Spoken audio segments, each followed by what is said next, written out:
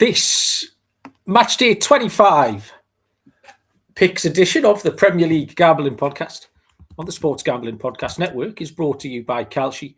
Make real money predicting sports. Kalshi is available in all 50 states. You get $20 free with the promo code SGPN. That's Kalshi, promo code SGPN.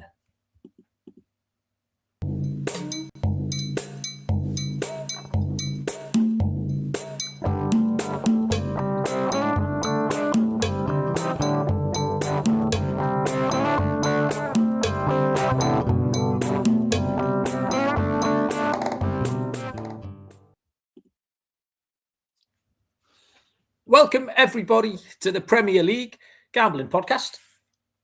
My name is Malcolm Bamford, coming to you from Newcastle upon Tyne in the northeast of England. Today is Thursday, February the 5th.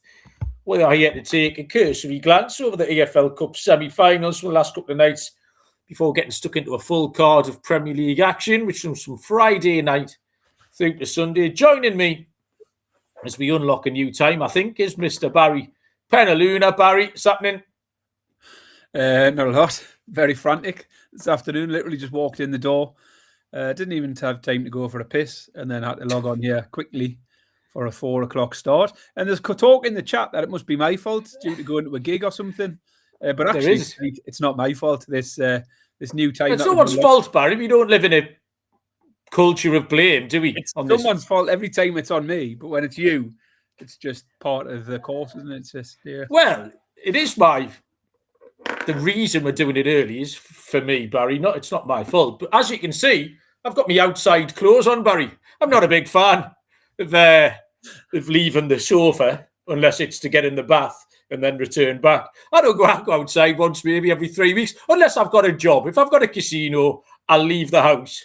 But that's it. But I'm going out, and it's very exciting. I'll give everyone a little clue where I'm going, Barry. Oi,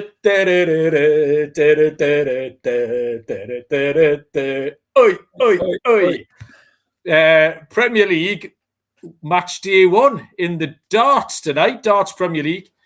Match day 1 is in Newcastle tonight. And I'm going. Friend of the show, my celebrity friend, comes in. You see, helpful, Barry, having a celebrity friend. Celebrity friend who's just got the gig hosting the ITV darts and has therefore managed to blag 6 free passes for the Premier League tonight at the Newcastle Arena.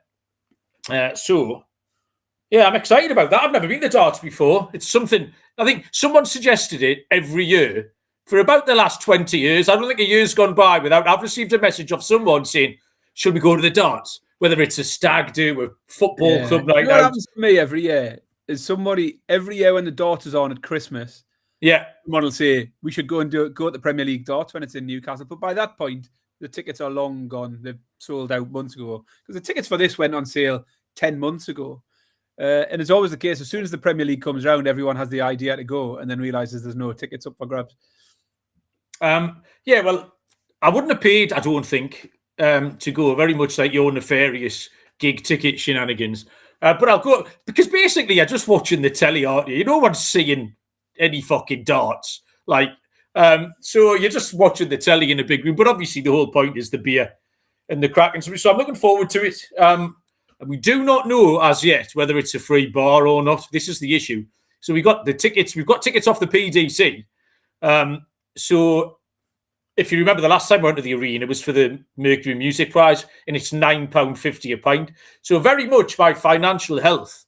This weekend, starting tonight, between now and Monday morning, the range of outcomes for my balance is fucking huge. I think it's a 4-figure swing potentially, Baz. So tonight, free bar, absolutely laughing, fine, no problem. If it's not a free bar, you may be looking at 6 pints, 5 pints maybe. So you look at 60 quid, tax. So you're looking at 100 quid maybe. I've got a job tomorrow. I've got a job on Saturday. I don't know how much I'm getting paid tomorrow.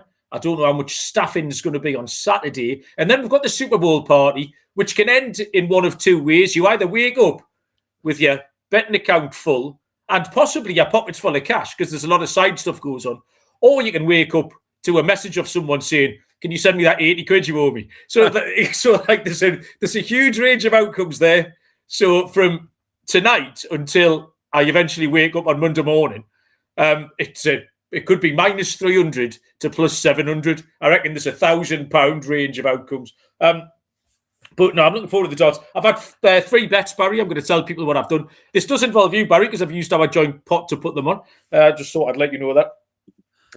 I think it's a surprise for you there, Baz. What we've got, Barry, is 2 or more. I've gone for the big, exciting ones. So we've got 2 or more 170 checkouts tonight at a price of 9 to 1. We've got 2 or more 9-dart finishes tonight at a price of 45 to 1. Or one of each, a 170 and a 9-darter at a price of 18 to 1. So what the plan is, we get one in early, get one in the first game, and then you can cheer on everything after that. So there you go. Fef saying darts are shite. I'm not that fussed about it one way or the other, but I'm going out with the lads on a Thursday to drink beer. And what's not to like about that? The other thing is, I'll get one of those signs to wave around water. And I need to know what to write on the sign, Baz. I've got a few options. Promote the podcast, haven't you? Well, they'll almost certainly be show related, but it's whether or not I can't promote it. I mean, is me holding it? It's what kind of promotion do you think is going to work? Just the name of the podcast would work. One person's going to see me jumping about and listen to the podcast. Yeah. I think I'll probably just write something offensive about you. That's what I'm leaning towards at this point. Right. Just something like not even clever. Barry is a dick or something like that. And I'm not sure you're on TV if you're offensive. Oh yeah. I'll leave it with me. I'm quite resourceful, but so Callum says 45 to 1 for 2 9-darters is the worst price he's ever seen. So there you go. It doesn't sound great, like, I'll be honest. It doesn't. It was like the 3 top ones on the specials page. I put the 3 top ones on, so there you go. The Sports Gambling Podcast has given out 60 bets for Super Bowl 60, which might affect your bank balance by Monday morning. So go and listen. There's loads of Super Bowl content. We haven't covered it yet. I'll probably get across it with some shorts, I think, between now and Sunday night, with a few shorts on there. So yeah, like I say, I'm going to be creeping around the north of England into the small hours of the morning for the next 5 nights, really. Started last night, did a late game in Brazil last night. Then the darts. I'm going to Leeds on Friday with a hangover, which I'm not looking forward to. I'm going to Ferry Hill on Saturday. I don't even know where Ferry Hill is. I think I get it mixed up with Ferry Bridge. One of them's further away than the other one. Ferry Hill's closer to Newcastle. Ferry Bridge is Yorkshire. Right. Well, that's... Ferry Hill's all right. You'd be all right there. Excellent suggestion from Fef on what to write on my side, by the way. Barry wanked off Enzo Lafitte. That's a great name for a fanzine. You don't get fanzines anymore, like paper copies. I could see someone standing. Just to clarify, because this comes up regularly now, I said I was not going to wank him off. So, Barry did not wank off Enzo Lafitte. Slander. Oh, yeah, right. Anyway, I've got to stop reading the comments. We could be here all week. I'm on a hard stop here. I'm getting picked up at 5:05. So if 5:05 comes and we're still doing the show, that's me out the door. But yeah, and then Super Bowl on Sunday. So I'm in dark mode. And very much, Barry, I've always been a nighttime person, I think. I like the nighttime people. Working in the warehouse, working in the casinos. The nighttime people are my kind of people. Do you know what I mean? I'm always happier on nighttime mode. So from now to Monday, I'll go into nighttime mode. Anything to tell us about, Barry? We'll have a little look at these semi-finals of the last couple of nights. No, I'm just very excited for the weekend. Really looking forward to Super Bowl. I've got a lot of work to do before Super Bowl. You can just turn up at 7:30, but for me, there's a lot of work got to go into the preparation, isn't there? So I've been to the butcher's today. You'd be pleased to know I've picked up 10-kilogram shoulder of pork. I've picked up 2 kilograms of brisket and 2 kilograms of steak mince for the chili. So, preparations have started. I had a plumber here yesterday. I'd made a chili, offered him some, and he ate a massive bowl of chili. How do you feel about that? It's all right, that. Yeah, I didn't mind it. If you offered me a massive bowl of chili, I'd take one, wouldn't I? It just meant that what was initially a lot of chili for me then became not much chili. And the chili left was a bit poxy. So I effectively made 2 teas because the plumber ate me tea. Well, you offered him it though. The plumber ate me tea. I might write on me sign. There's another option. I did offer it to him. It was like, it's because I was cooking it. Do you know what I mean? He was like, I felt a bit bad him smelling it and then not being able to eat it. Shit. Make more money betting sports with Evo. Evo, the best sports betting tool. Helps you by betting sport, arbitrage and EV opportunities faster than the competitors. They've got the cleanest dashboard, easy to use and understand. Step-by-step video guides on there as well. Pick the sportsbook you use. Let Evo tell you how much to bet.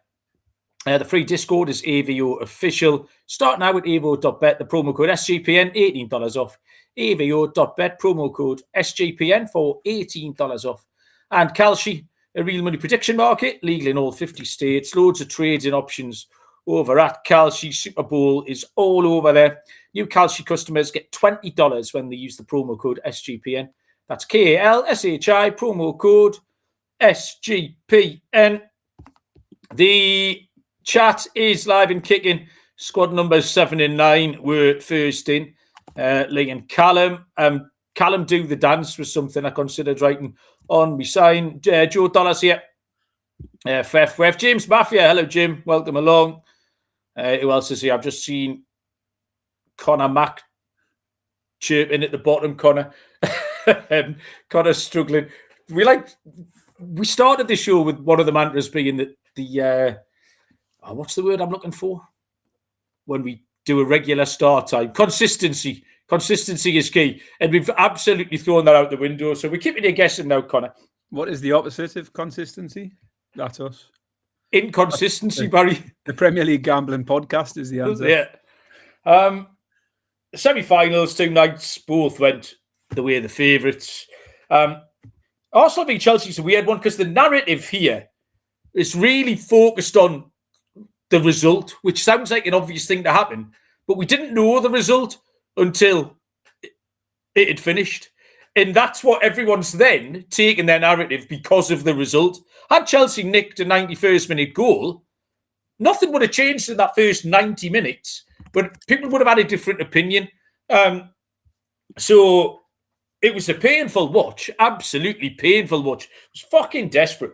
But was it good or bad is the question. I don't really know. I thought it was the most influence I've ever seen 2 coaches have on a football match. This is meant to be a game for the players. It's a players' game. Just let them go and play. But that was the players had nothing to do with what was going on there. It was just one coach against another coach. It was very self-indulgent, I thought, from the 2 coaches, particularly the senior. He's going to do that, Lonnie. Nearly hit the double chance. I mean, even then, so I think us and everyone in the chat handicapped it wrong. We were all 3-2 goals, both teams to score. Chelsea will have a go.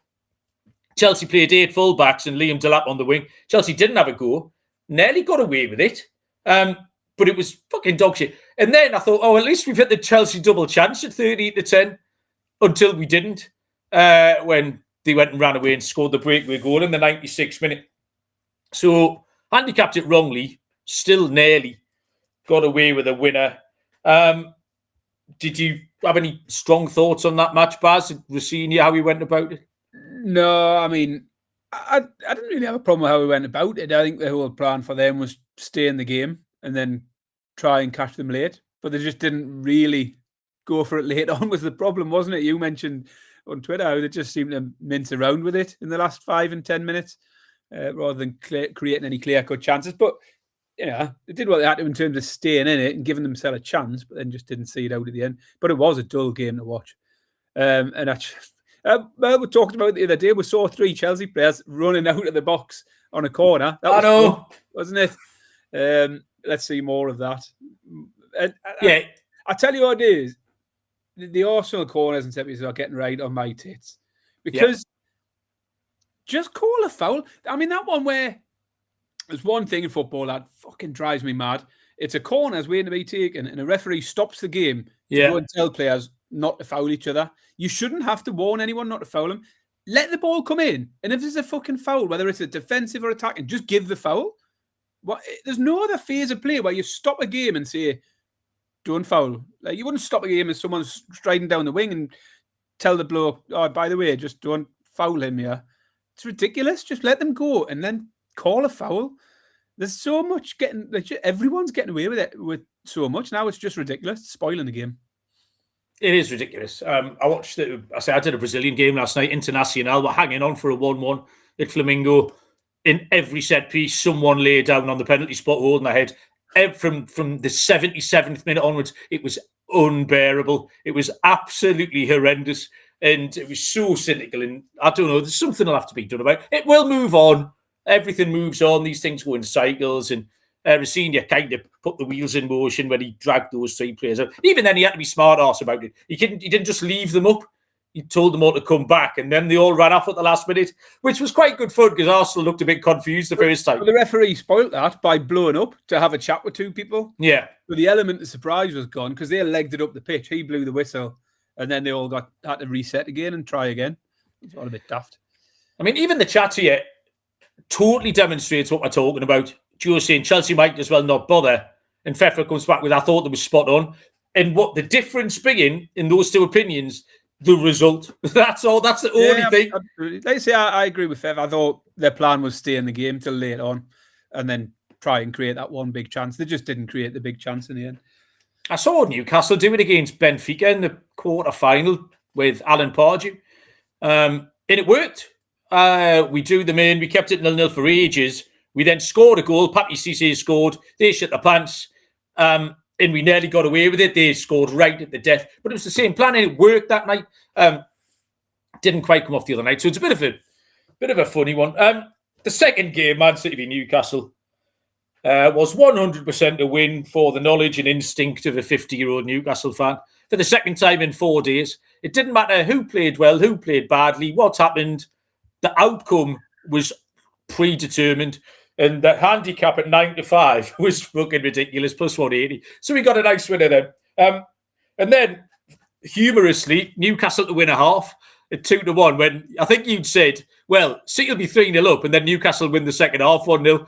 So there was a little bet builder in there somewhere, which neither of us gave I went back and rewatched that clip. I thought, I'm sure when Malcolm said he's taking Newcastle to win a half, I called the scenario of Man City win 3-0 first half and then 1-0 second half. And sure enough, there it was.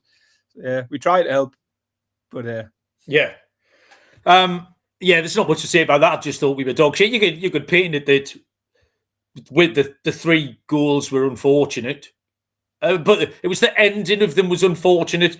All the build-up play was us being dog shit and then cutting us to ribbons, and then just because it's a fluky finish and then a mistake and then another tackle that lands to them, that doesn't undo everything that happened beforehand. And Newcastle are just incredibly flat at the minute. It's not something I'm particularly asked about. We won the cup, remember, in February. So it's all absolutely fine. We'll see what pans out over the next few weeks. Let me remind you to get your predictions in. predictaddict.co.uk. I'll give a little update next time we're on the show. But like I say, I'm on the clock. Yeah, there's lager with my name on it. Baz, anything else to mention before we get stuck into these games? No, let's get stuck in. Okay. We go from Friday night to Sunday afternoon. Yeah, I like the Friday night game, although I'm going to be fecking working on it. So I'm really not going to see much football at all when I'm on nighttime mode. Friday night, 8 o'clock, 3 p.m. Eastern time, is Leeds United taking on Nottingham Forest. Leeds are 6-5. They've drifted out a tiny amount, a 20th of a point. 6-5 plus 120. 23-10 the draw, plus 230. Forest 12-5, plus 240. 16th v 17th. 2 teams level on points. So it's a big old game, this one. Instinctively stinks of a 1-1 draw, doesn't it? I'd looked at that, I thought, right, move on. It's 1-1. Leeds' good run had to come to an end at some point. There was no shame in getting beat off Arsenal. And the game just got away from them quite early on, and that was the end of it. Right was on the wall. The recent form's been good. The form's been good. Lots of unders. 5 of the last 7. Under 2.5 for Leeds. 4 unbeaten for Forest. I don't know how that happened. Their form line's actually okay. Their form line is on brand for how Nottingham Forest are going to accumulate the necessary amount of points. They've won the last 2 away games. And the form versus teams in the bottom 6 is good. They played 8, won 4, drawn 3, lost 1. That's kind of what I mean by the on brand for Forest. They're the kind of teams they're going to beat. So they're good at avoiding defeats as well. 5 of their last 8 under 2.5. So that's 10 of 15 under 2.5 between the two. The data for under 2.5 is strong, but it's a short price at 7 to 10. I'm going to take the draw at 23 to 10. And it's absolutely the 1-1 draw of the week. I'm not the first one. Connor's on it. Callum's on it. It just stands out. You can smell it a mile off. I'll take the 1-1 draw of the week. 6 to 1, but. Yeah, I'm on it as well. Not the 1-1, but I'd co-sign it, absolutely. I thought it was a tricky one to kick off with in terms of trying to find a winner. Both teams sort of similar form lines recently. Neither team are losing many. Leeds were obviously well beaten against Arsenal, but that was their first home defeat in 6 league games. Forest have been underwhelming, but they've gone 4 games unbeaten now, 2 wins and 2 draws. You've mentioned the unders. Forest went under in the last 3 straight games. Leeds went under in 2 of the last 3. Unders did appeal, it often does in Forest games, but the bookies are obviously expecting that it's 8 to 11 for under 2.5 goals. So I just thought, same in what I expect to be a close, low-scoring game, the draw has to be in play. Leeds have drawn 6 of their last 10 anyway. Forest have drawn 2 of their last 3. So there's good form for both sides. I'll take the draw, 23 to 10. Yeah, say co-signed by a few. Richard Smith, new name on me, Richard. Welcome along, mate. Both teams to score for Richard, which fits in perfectly on the 1-1 draw. Right, we move across to Saturday. There's an early kickoff on Saturday, 12:30, 7:30 Eastern time between Manchester United and Tottenham Hotspur. Man United are one of those flies, 13 to 20, minus 153, 16 to 5, plus 320 the draw. And Tottenham 15 to 4, plus 375. That. Yeah, I mean, I'm still struggling a bit with backing Man United at these sort of prices, even with them on a 3-game streak and up against a poor Spurs side who can only get a result against Man City. No doubt Man United have improved. They've got plenty of goals in them now, but 13 to 20 just doesn't appeal. Particularly, I mean, they were a similar price last week against Fulham, and fair enough, you'd have cashed a winner at 13 to 20, but it was hard work in the end. You had to wait for a last gasp winner to do it. So I do think Man United should win here, but I won't be backing them at 13 to 20. The 2-2 draw last week was a good result for Spurs. It's a result that extended their winless streak, however, to 6 games in the league now. So a long time since Spurs have been in the winning column. They have conceded at least 2 goals in each of their last 5 games now, Spurs, which bodes well for Man United. And for me, I just thought it all points towards goals here. Man United's last 5 all went over 2.5. The last 6 also both teams to score hit as well. Sorry, that was City's stats. Man United have seen both teams to score hit in 6 of the last 7, and they've just had back-to-back 3-2 wins. So it's a pick that's done okay for me with Man United recently. Both teams to score in overs here at 5 to 6. I think there'll be goals. Man United rarely keeping clean sheets. Spurs concede 2 every single week. So yeah, both teams to score and over 2.5. And I don't mind Man United to win with both teams to score again. Okay, 5 to 6 minus 120 auto play for Joe Dollar, and it was immediately where I ended up as well. Baz, Man U playing with a handbrake off. Scored 8 in the last 3 games. Did concede twice in each of the last 2. The 3-2s look like a fairly good guide. Do you know what I mean? I don't say there's nothing false about either of those 3-2s. That's just where the games ended up. Tottenham are really hard to analyse. The comeback for Man City was completely out of the blue. The win against Dortmund was hard to trust. And the form before that was complete dog shit. The return of Solanke has livened them up a little bit up front. I think the price on Man United is too short. But it does seem prudent just to stick with those obvious trends. 2 3-2s in a row for Man United. Tottenham's last 4, 2-2, 2-2, 2-1, 3-2. Like, it's just straightforward. I'm sure, Barry, both teams are scoring over 2.5 at 5 to 6 minus 120. Did you rate in the first one? First one? Oh, hang on. That's 2 out of 2. Oh, shit, now. Whoa, what's happened there? Is that you? Yeah, that's happened in the past. I went like that, and then some balloons came up. There's been a balloon release on Barry's. Wow. Bloody witchcraft, that Barry. Why doesn't it happen again? I also wanted to point out Bruno Fernandes assists in this Man United game. He's had 11 assists in his last 14 games, and he's priced at 9-4 plus 225.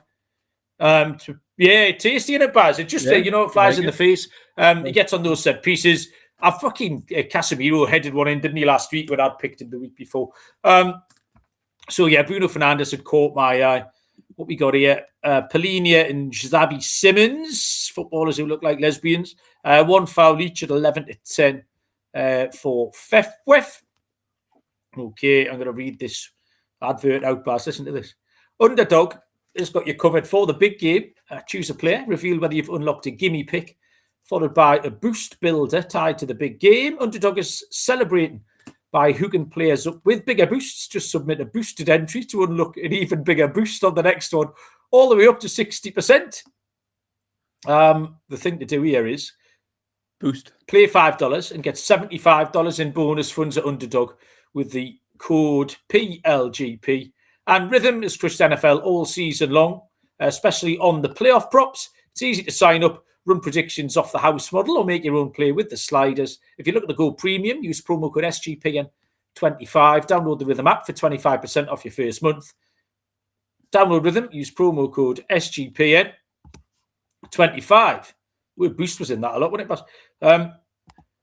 3 o'clock kickoffs, of which there are 1, 2, 3, 4, 5 3 o'clock kickoffs. This is the best timing of a Premier League weekend for weeks and weeks, and I'm going to miss just about all of it. Arsenal take on Sunderland. Arsenal are 2-9 minus 450. The draw 17-5 plus 425. Sunderland are hanging out there at 12-1. Big old underdogs. Arsenal's win at Leeds was their first win in 4 in the Premier League. They won that pantomime against Chelsea in midweek. Home form's good. They've covered the handicap 6 of 12 times, so 50% strike rate, so it's kind of fair enough. The game at Sunderland earlier in the season finished at 2-2. Sunderland saw off Burnley pretty straightforward on Monday night, but the last 2 away performances have been really poor. They lost 3-1 at West Ham and 3-0 at Brentford. They've lost on the handicap away at Manchester City, Man United, Brentford, all top 7 teams that they've played away from home. I had to cobble together a bit of a clumsy bet here, but I got there in the end. I don't mind it. It's Arsenal to win with under 3.5 goals. Oh, shit. Look at that, Joe's. As I read that out, Joe Dollars typed that exact same pick. Arsenal to win under 3.5 goals. It's 9-10 minus 111. Oh, sorry, is it me? I didn't see your name at the end of the sentence. That's normally my cue, isn't it? My trigger, but I didn't. Sorry. Yeah, I was distracted as well by you buying a shirt where you getting a nice pair of moccasins or something? No, I was reading an email. Oh, that's good. Yeah, it is what it is. This is a problem with having these smartwatches now, where like it notifies you've got an email or a message, so you can't just put your phone to the side and forget about it because that starts. Blame the watch, Barry. Have more about you than to have one. Anyway, well, you got Arsenal and under 3.5. Yeah, similar. I mean, as well as Sunderland not doing it at home, away from home is a different story from them. They've got no win in 7 league games away from home now, including a couple of heavy defeats to West Ham and Brentford in the last 2, conceded 3 in each of those. So it was the Sunderland away form that's got me thinking Arsenal won't be slipping up here. But then finding a bet, isn't it? 2-9 Arsenal. Where do you go? But I got there fairly quickly, hunting in the usual markets that you do. You got to look in the handicaps, the team totals, things like that. For me, I've ended up with Arsenal to win 1-0. They've got 3 clean sheets in the last 4 games. Sunderland away from home have failed to score in 7 of their 12 away games this season, including 3 of the last 5. So there's plenty of form for Sunderland blanking on the road. And as I say, Arsenal 3 clean sheets in the last 4 games now. Arsenal win to 0, 10-11. Nice play there from Fefref, which is Brian Brobby. That's fun to see, isn't it? 1 foul, and Gabriel 1 foul, 13-10. I thought Brian Brobby, Connor Mack, I'm going to say something nice about Sunderland. He was great the other night against Burnley. He's a proper pain in the arse, just a big old. When I'm looking at the dog shit we're fucking peddling up front, it's like, why someone couldn't spend however much they spent on him just to go and cause mayhem. I thought he was excellent. He's a nuisance, He's a nuisance, Barry, much like me. On Saturday at 3:00, Bournemouth will take on Aston Villa. Bournemouth 7-4, plus 175. The draw 5-2, plus 250. Villa 7-5, plus 140. Baz? Yeah, this is a trap. This is the Villa trap, and I'm not walking into it again. I've done it too many times recently. 3 weeks in a row, I think I've sat here and said Villa were a generous price. I took them to beat Brentford. They got beat. I took them to beat Everton at home again. They got beat. Said in Newcastle, I thought they were great value at Newcastle, but didn't dare back them, and they obviously won. So I can't get Villa right at the moment. So no Villa for me here. Not just because they've lost the last two of the last 3 in the league, but Bournemouth are going well again. 4 games unbeaten, won 3 of the 4, and lost only 1 of the last 6 in the league. And it's goals from Bournemouth again. They're getting plenty of them. 5 of their last 6 games have saw them score at least 2 goals. 6 of 7 if you want to include the FA Cup game as well. And that includes scoring twice against Arsenal, Liverpool and Chelsea. They put up 2 goals against each of them.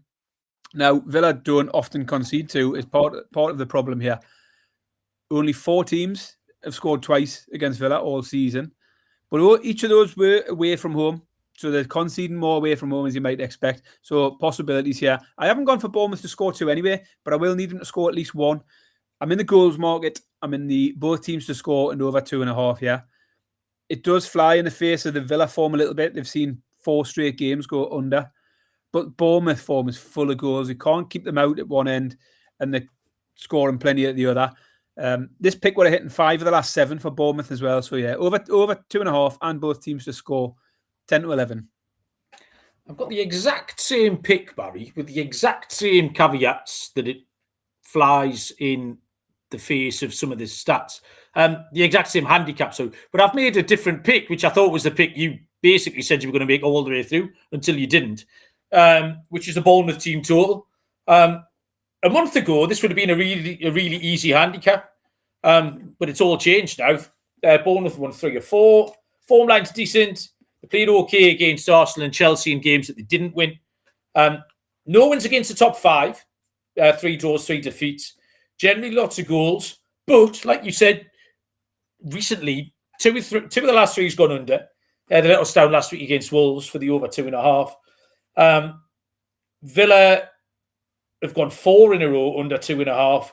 And they've lost 2 of 3. They were very good in the win at Newcastle. So it's hard to decide where they are. We've mentioned that the injuries to their midfielders, I think, will cost them. Tielemans and John McGinn. Bournemouth have scored 2 or more in 5 out of 6 games. So 6-5 is a very fair price. Bournemouth team total over 1.5. 6-5 plus 120. And I've got a bonus play here, which is the 2-2 draw. I've got a feeling for the 2-2 draw, 12-1. Fefwef, as soon as we put this game up, said it's going to be 3-2 either way. So we're not far away, 28-1 and 25-1. So 2-2 with 10 minutes left. Someone's winning something. Harry Doherty, Chelsea, how are you doing? Concentrate on the league. Harry, that's what we're doing on the show this week. 3:00 kickoff is Burnley against West Ham United. Burnley 23-10 plus 230. The draw 12-5 plus 240. West Ham 15-13 plus 115. Burnley aren't winning. 104 days today since they won a game 3-2 at Wolves. It'll be 106 days by the time this kicks off. They have drawn 5 of the last 8. West Ham will be wounded, having blown a 2-goal lead at Chelsea last week. But even that half of a performance might be good enough here. They had 2 wins before that. They've scored 7 times in 3 games. The there's only one of these two teams that are capable of winning a Premier League football match currently. West Ham have demonstrated that 2.5 times, which is more than enough. I'll take West Ham on the money line, Baz. Yeah, it'll be 107 days by the time the game finishes. Burnley are toast on. They're no win since October now. Final nail in the coffin, really, going to Sunderland and losing 3-0, isn't it? And although this is West Ham, I just found it quite easy to just continue fading Burnley here. I wanted West Ham. I was drawn to the team total market. West Ham has scored 2 or more in their last 3 games straight. 2 against Chelsea, 2 against Spurs, and 3 against Sunderland. And on the other side of it, Burnley have conceded at least twice in 5 of their last 6. So it was a really straightforward pick for me. West Ham team totals plus money. West Ham to score 2 or more at 11-10. Yeah, Joe's got that up at plus 114. There's a lot of consensus in the chat tonight. Kyle Walker 2 fouls for Fair Fref, the player prop wizard, marking Crescencio Somerville out on the wing. So we like that angle in. 3 o'clocks continue with Fulham taking on Everton. 11-10 Fulham drifted out a little bit. 23-10 the draw, plus 230. Everton 11-4, plus 275. Barry. Yeah, I mean, the go-to pick lately for me in Everton games has always been the unders. It's hitting 5 straight games and it's hitting 8 of their last 9. Everton now have gone unders. But the books are onto it here. 4-6 for under 2.5. Wouldn't put anyone off it. Hitting all the time with Everton, but not at that price. 4-1-1 draws in the last 5 games for Everton. So this could be the second 1-1 draw of the week, surely, Malcolm. Draw is definitely a possibility here. Fulham form is the opposite. There are goals most weeks. Overs is hitting 5 of the last 6. The recent form for Fulham doesn't look startling. It's 2 wins, 2 draws, 2 losses in the last 6. And they have lost 2 of the last 3. But the home record looks a bit tidier. 10 points in the last 4 games. Wins over Brighton and Chelsea and Forest. And a draw against Liverpool. So a bit more confident in Fulham at home than I am when they're away. But Everton are they're a tricky side to predict. They're a team that are hard to beat. As I say, tons of draws in there. And here's an interesting stat I found in Fulham's games. They've not won or lost by more than a single goal. The last 14 league games have all been decided by a single goal in Fulham's games. So they either win by 1 or they lose by 1 or they draw. So tight game guaranteed. Everton games tight every week anyway. And as I say, Fulham are never getting away from anyone. So I'll take the draw, 23-10. Okay, that's pretty much what I did last week. Well, I didn't. I took Everton fucking last week and maybe should have taken the double chance. This was quite a straightforward handicap for me. I say this every week on Fulham, don't I? Fulham played well again against Manchester United, have been in good form. They've won 3 and drawn 1 of the last 4 home games. They've won 7 of 12 of their home games. And against teams 7th downwards, they've won 6 of 7. So there's all your comp games. They've won all the comp games. Everton unbeaten in 4 somehow because they are absolutely shit. They've only lost 1 in 7. But the fact that they're rubbish tells me they have to lose again soon because they keep not losing and being rubbish. And that's an awful combo. That can't carry on. But I'll take Fulham 21-20 plus 105. Both teams to score and Fulham for Joe Dollar. Fefweb has recommended no bet. Human resources will be in touch with you, Fefweb. That is entirely inappropriate. 3 o'clock kickoff between Wolverhampton Wanderers and Chelsea. Wolves 4-1. The draw 27-10 plus 270. Chelsea 13-20 minus 153. Wolves' little renaissance has stalled a bit, hasn't it? Back-to-back 2-0 defeats. Manchester City and Bournemouth. Disappointed last week that they couldn't score in that Bournemouth game. That let us down. Chelsea have won 3 in a row. Scored 8 times. Plus 3 at Napoli. You can add on. The League Cup game was Rossini trying to show off. I'm not really sure. It didn't work. Might work. We've discussed it. It didn't work. I don't think they'll set up like that here, though. I think they'll go and play properly and try and score some goals.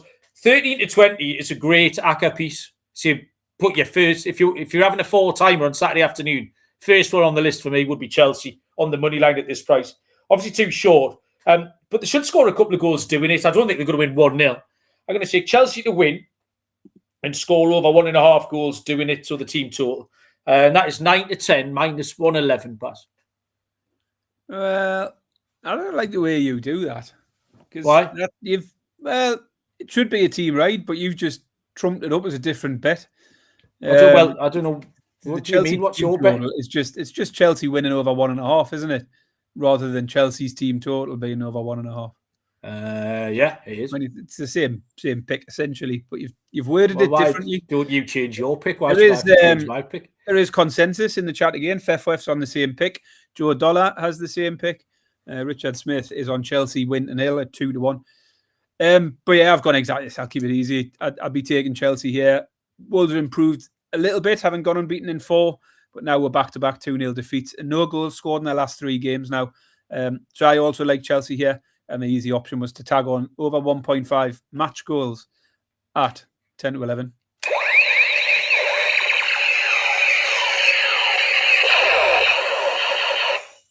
Yes, excellent. We're going to 3. What are you up to now? Yeah, 3. Had a couple of near misses as well, I think. Tea time on Saturday is a game you will be at, a game I will not be at because I'm going to Ferry Hill or Ferry Bridge or something. 5:30 kickoff. 12:30 is Newcastle United against Brentford. Newcastle, big drift line movement report. Huge drifters, Newcastle. We're 19 to 20 and now 11 to 10 plus 110. The draw is 5 to 2 plus 250. And Brentford are the ones who nipped in 1/5 of a point. So quite a big move here. 27 to 10 plus 270 in to 5 to 2 plus 250. Is this me or you? It's me. You, Barry, you say things. Yes, I will be going. I have acquired your tickets for the weekend, so I'm looking forward to be the first one I've been to all season. I got another rejection email for the Man United game. Sick of applying for tickets and being told to fuck off. I got a rejection today, Baz, for Karabag away. Did you? Which I was gutted about, but also delighted that I'm now 1,400 quid better off in the back of my head than not having to go to Azerbaijan. 72 hours drive, was it? You know what? I think they said it went down to 19 points. And we'd applied with 10, so we weren't far away, not far away from having to take the van 3,400 miles. Shows you how stupid Newcastle fans are when Azerbaijan, a trip to Azerbaijan is sold out and people can't get tickets to go to Azerbaijan. Absolutely madness. I think this game feels big for Newcastle in the context of all the unwinnable games that are surrounding it. Because Newcastle can't win away. They can't beat the bigger teams. So a fixture run that's just seen us play Villa. Villa, PSG away, Liverpool away, City away. And then following this, we've got Villa away in the Cup. We've got City away again in the league. Trip to Azerbaijan. We've just got a horrible, horrible fixture run. And this one's sandwiched in the middle of it. Feels like one we have to win, really. Crucial if Newcastle are going to keep in touch with the European spots to win this one. Big ask at the moment, though, to trust them. I just think Newcastle have completely lost their identity. You don't know what you're going to get from one week to the next. Big part of that in the recent weeks has been obviously losing Bruno Guimaraes to injury, Joe Linton to injury. And the injuries continue to mount up. Miley was injured this week. Gordon's went off injured yesterday. So I couldn't get behind Newcastle here. Brentford had a good win last week, facing Villa with 10 men for half of the game, coming out as winners, which doesn't bode well for Newcastle either. But there were a couple of defeats before that. They lost 2-0 to Chelsea, 2-0 to Forest. Their last 3 all went unders.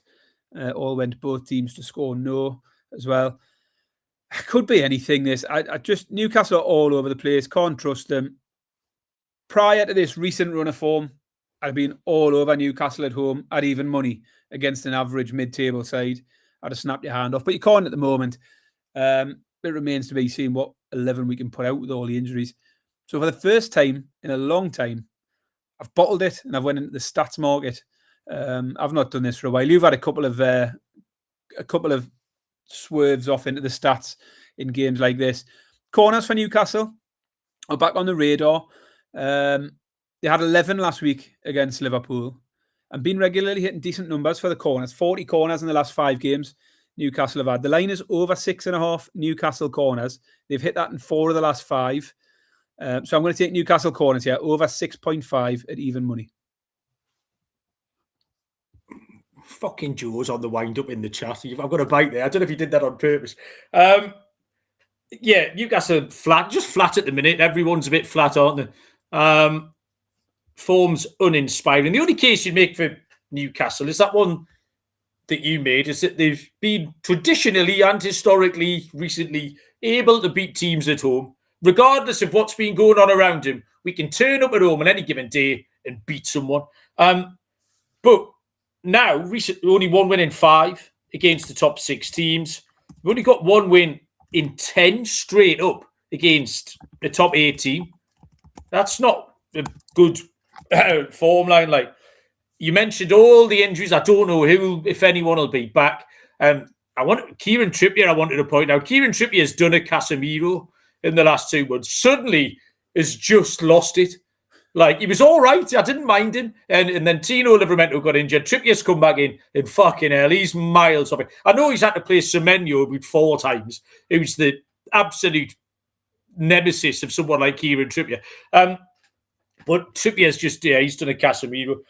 Brentford, very good 1-0 at Villa. They've only won 2 of the 13 away games. But I'm just not feeling Newcastle. I took Brentford on the double chance, but 4-5. Plus minus 125. What was your pick, Barry? Corners, Newcastle corners. Oh, yeah, sorry, that was it. Gordon, getting asked if Gordon's going to play. It's a hamstring, wasn't it? And they're traditionally toast. The minute he went down, he was coming off. I don't know if it was more of a precaution than anything. It was a game that was gone by that point, and it wouldn't surprise me if he just felt a little niggle and thought, we're not risking it. So I don't think he'd be out long. I wouldn't be surprised if he's on the bench on Saturday. 2 o'clock on Sunday, Brighton and Hove Albion. Albion? That's not a word. Brighton and Hove Albion take on Crystal Palace in the weird non-local derby. Brighton 19-20 minus 105. 5-2 the draw plus 250. Palace 27-10 plus 270. Faded Brighton last week against Everton, so I was on the right lines, although I made the wrong bet. Drawn a lot, 5 of their last 8. Palace is still rubbish, but got the 1-1 draw at Forest, which we were all on. They did need the help of playing against 10 men for half of that game, though. So you've got 2 very comparable games last week. Brighton and Everton finished 1-1. Forest and Palace finished 1-1. However, there's just enough for the needle to point towards Brighton, because Brighton nearly won that game. Brighton won 96 minutes of that game. They just didn't win the last minute. And Forest couldn't beat, as Palace couldn't beat 10-man Nottingham Forest. So that was enough just to shunt the needle across for me to take Brighton. I haven't picked Brighton for months and months and months on this show. But there's just enough in that I think they can touch him off this time. Brighton at 19-20 on the money line, Baz. Yeah, it's got to be Brighton, hasn't it? At this price, I know they've not been winning many either, but they've showed more than Palace. And at home, they've still only lost once all season at home, Brighton. There has been loads of draws for the last 5 home games finished in a draw. But Palace no win in 9 league games and only 1 point from their last 4 away games as well. I think you have to favour Brighton, and I think they're a good enough price. Straightforward, Brighton money line, 19-20. Raygun. Malcolm's talking, but he's on mute. He's not unmuted himself, and he's not Raygunned it. It's disappointing. There's no point me Raygunning it if I hadn't unmuted myself. I'd just get a message saying I'm getting picked up at 5:05. Just to let you what it we got. 8 and 5. That's 13 minutes, Barry. 13 minutes. Loads of time. We've only got 1 game left, haven't we? Sunday afternoon, 4:30. Old-fashioned Super Sunday. Liverpool taking on Manchester City. Liverpool 13-10 plus 130. 27-10 the draw plus 270. Man City 7-4 plus 175, Baz. Yeah, this was one. Obviously, it's the standout game on the card, isn't it? But I thought it could easily go either way. So I felt like where I landed in terms of a pick was probably going to be dictated by the prices. So City being an underdog was what caught my eye and what directed me to look for something City related, really. I mean, I wouldn't want to be backing either to win this necessarily. Say, hard one to predict, but City's price brings a couple of things into play. And I start to look at the goals, City goals. They scored 3 against us last night, scored 2 or more in each of the last 4 games, Man City. And they beat Liverpool 3-0 earlier in the season. See, Liverpool's win over Newcastle was comfortable, but it was their first win in 6 league games. They're still miles off their levels from last season. And another team would have punished. We could have got more goals against Liverpool. Another team would have punished them more. I think City can win this as an underdog, but I'm going to take City to score 2 or more here. Liverpool have conceded 2 or more 11 times already this season. That's almost half of their league games. They've conceded 2 goals. City put 3 past them earlier in the season. They're going to put 2 past them here. City team total over 1.5 at 11-10. Yeah, don't mind it, Baz. Liverpool smashed Newcastle, first win in 5, and really bears no relevance to anything. Manchester City smashed Newcastle, same. 1 win in 6 for them. So not great form for either. I just couldn't get away from these numbers, but both teams have drawn 4 out of 6. So it's the most popular outcome, and it's at the biggest price. It just seemed off, do you know what I mean? And that's where I stopped. Fuck it. 8 of 12 draws, and it's 27-10 plus 270. So I stopped at the draw. 27-10 plus 270 is my play on that one. Bernardo Silva yellow card for Fairfweth. Man City in the unders for Richard Smith. 2-2 draw for Joe Dollar. I'll take that. Okay, 10 games, Barry. In the hutch, nicely done. Exotics, do you want to lead off? I don't feel like I've picked an exotic winner for ages, especially like me little corned beef pie. I had a little run over the winter where I hit a few in a row, but I'm struggling to put a little corned beef pie together, Baz. So give me a demonstration of how to do it. Yeah, Villa let me down last week on mine, my acca. My lock's going to be Chelsea and over 1.5 goals. 10-11, I think that was. With dog, I'm going to go for City. 17-10. I think it's a wide open game, that one. City is an underdog. I'll go with that. Corned beef pie acca. City, Arsenal and Chelsea all to score 2 or more. So team total, City, Arsenal, Chelsea comes in at 4-1. My stake and Stilton acca, I'm going back to the cards here. I'm going for Christian Romero for Spurs. Trey Hume for Sunderland. And Andre at Wolves. That Andre at Wolves has just played 5 consecutive games and being booked in every single one of them. Now, I'm probably pushing it a bit for the bloke to get 6 in a row, but he was the obvious choice. Andre, Romero, and Hume all to get a yellow card, 25-1. And finish off with a scorer. What 2 actually? I put up Bowen here. Jared Bowen, anytime, 2-1, 6-1 first and last. But here's one for you. A man in form, a man who's just found his scoring boots. Anthony Elanga is going to score. Hey, I took him last week and you laughed. He's going to score. Yeah, but he didn't because he wasn't going to start was the problem last week. Did he start? I can't even remember. Knows, I didn't watch the game. I think he probably will start this week because Gordon looks to be injured. Barnes will play on the left. I think Elanga, he showed a bit more last night. You know, he had a few little glimpses. He could have scored. He should have scored 2 or 3 to be fair. So I think Elanga will start. So I'll take Elanga as well. 3-1 anytime. And 10-1 first or last. I mean, the Man City defence had clocked out and gone home by the time Elanga started playing. But yeah, you know, good luck to him. My lock is the same as your lock, Barry. Chelsea to win and over 1.5 goals. I've rephrased it for you. My dog is going to be Brentford, 27-10. In good form, and Newcastle aren't. And Brentford have beat teams in better form than us. Corned beef pie, accumulator. Over 2.5 goal treble in the games at Manchester United, Bournemouth and Wolves is 12-5 plus 240. Stake and Stilton is going to be a draw treble. Leeds Forest to draw, Bournemouth Villa to draw, Liverpool City to draw, 43-1. And I've added a Philly cheesesteak pie, special Baz, as discussed. And it's a correct score double.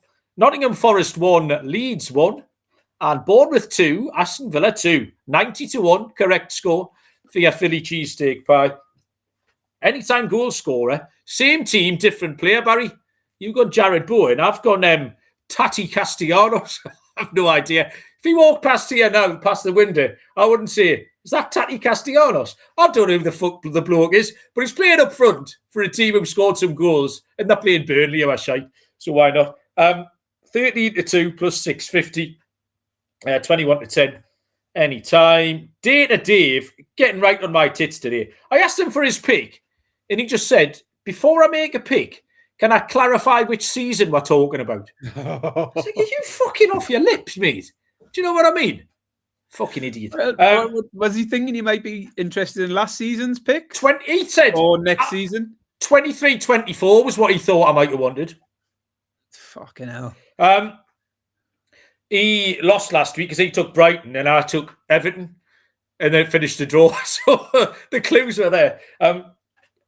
Both teams to score, Wolves, Chelsea, 7-10, minus 142 for him.